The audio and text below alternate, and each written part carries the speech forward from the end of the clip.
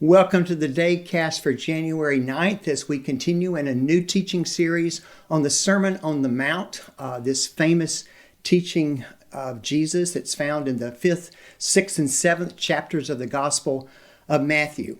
Well, back on Tuesday, I spent a lot of time giving a broad overview of Matthew as a way of setting the context for the Sermon on the Mount. If you haven't had a chance to watch that, I'd encourage you to find that if you can on YouTube or Facebook and take a look at that. So today I want to expand on that by focusing specifically on the material that comes just before the Sermon on the Mount and how that plays a part in this unfolding story that Matthew is telling about Jesus. As I said back on Tuesday, there are 5 sections in Matthew that contain episodes from Jesus' life and ministry, followed immediately by an extended block of teaching. And sometimes these 5 blocks of teaching are referred to as the 5 discourses. And the Sermon on the Mount is the first of these 5 blocks of teachings or discourses that occur throughout Matthew, probably the most famous of those discourses. Now, as I said on Tuesday, there is a definite and intentional structure about the way that Matthew has arranged the material in his gospel. And actually, I would say there is even intentionality in the fact that Matthew is the first of the 4 gospels. Because as the Old Testament ends, Matthew then begins. And so back in the Old Testament, in Deuteronomy 18:15, Moses said that the Lord is going to raise up a prophet greater than him, greater than Moses, and he is the one that you should listen to. And so this prophet greater than Moses, the one that we should listen to, is a huge part of the messianic expectation that the Jewish people had about the coming Messiah. They would speak about the one that was coming, this one that was coming that was going to be a prophet greater than Moses. And so what Matthew does is arrange the stories and teachings of Jesus in such a way as to make that point, as to show that truth, and to say to these early readers who would have primarily been Jewish, this is the one, this is the prophet greater than Moses that we have been looking for. And so we see these parallels to Moses all over the place. And so how does he do that? Well, Moses came up out of Egypt, right? Remember, Moses raised by Pharaoh's daughter in Egypt, and then he goes back to Egypt to deliver the Hebrew people out of slavery. And so Matthew's gospel is the only gospel that contains the material about Jesus and Joseph and Mary fleeing to Egypt until God told Joseph in a dream that it was safe to go back to Israel. And so Jesus is coming up out of Egypt. The children of Israel are delivered coming through the waters of the Red Sea. Jesus' ministry begins coming out of the waters of the Jordan River at his baptism. Jesus then immediately goes into the wilderness for 40 days. Moses and the children of Israel wandered the wilderness for 40 years. During that time, as Moses was leading them in the wilderness, they were developing Israel into this special people, a covenant people, and they were made up of what? The 12 tribes of Israel. And at the end of chapter 4 in Matthew, we see Jesus building his community. And how many disciples does he call? 12.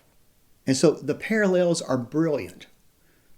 Let me also say this. Jesus is not simply the perfect source of prophecy as the prophet greater than Moses. He is also the content of prophecy. The Old Testament points to Jesus. He is the object of Old Testament revelation. And the Old Testament testifies to Christ, to the coming Messiah. And that is also one of Matthew's themes. And so if you do a careful reading, you'll see Matthew pointing that out over and over and over again.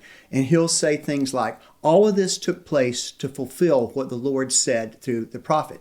So, for example, in Matthew 2, I preached about this last week, after the horrific episode of Herod slaughtering the innocents, he writes, then what was said through the prophet Jeremiah was fulfilled. A voice is heard in Ramah, weeping in great mourning, Rachel weeping for her children.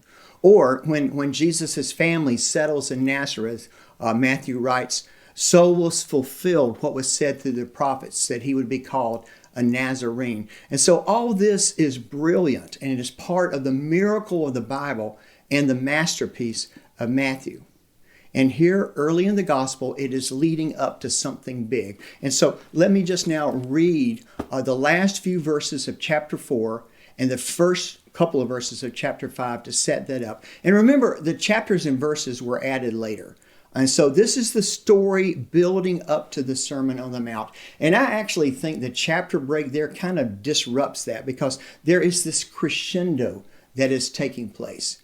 Jesus has just called the 12 disciples, paralleling the 12 tribes of Israel.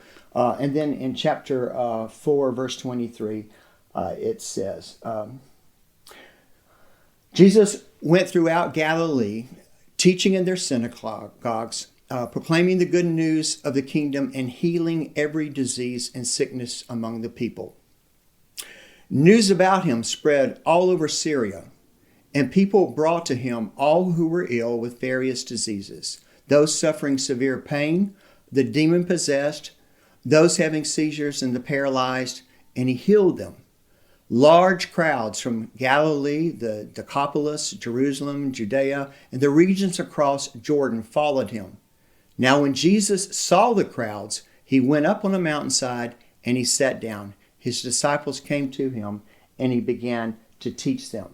And so Matthew is telling his readers about these acts of healing, not only to give the setting for his gathering of this large and diverse crowd that will hear the Sermon on the Mount, but to also place Jesus' instruction in the context of his own previous acts of announcing the kingdom and acting in mercy, so that he's going to illustrate the power and nature of the kingdom of God. And notice that the people are healed without meeting any requirements or making any kind of confession of faith. I mean, it is entirely the initiative of God's love and God's grace. It is God moving towards the people through Jesus. And it is telling us something very important, and we will see this in great detail as we study the Sermon on the Mount over the next few weeks. But the main point that I want us to see, the main point that Matthew is constructing here, is the parallel with Moses going up on the mountain to receive the law. I mean, he went up on the mountain to receive the 10 Commandments. And now Jesus is about to give his moral teaching by going up on a mountain, or a metaphorical mountain. And in this setting, Jesus will even talk some about the 10 Commandments. But he will say things like, you have heard that it was said in the people long ago, you shall not murder, and anyone who murders will be subject to judgment. But I tell you, anyone who is angry with a brother or sister will be subject to judgment. And so this prophet greater than Moses, the one that Moses said was coming, that we should listen to, that has been such a part of the Jewish messianic expectation, that Matthew has been so careful to show us is now being fulfilled in Jesus, is about to give his great teaching, the Sermon on the Mount. And we will jump headfirst into that next week, beginning with the Beatitudes. And so I'll be back next Tuesday with that.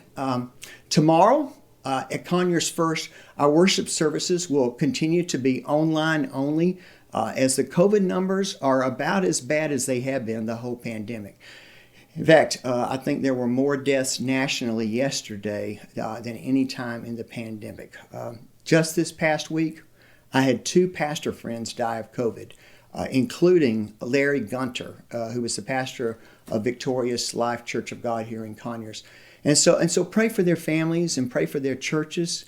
I will tell you, I've had several church members express concerns to me as to why we weren't meeting in person. And look, I do know we are all tired and frustrated with this pandemic. And I tell you, I am so ready for it to be over and to get back to in-person worship. But I do hope you will understand that now is just not the time to be doing that. But we will be worshiping together online the best we can. And we will pray that this all soon will be over. And so you all keep bringing the hope. Join us tomorrow for worship on Facebook or YouTube. And I'll be back next week on Tuesday with the DaveCast. Bye-bye for now.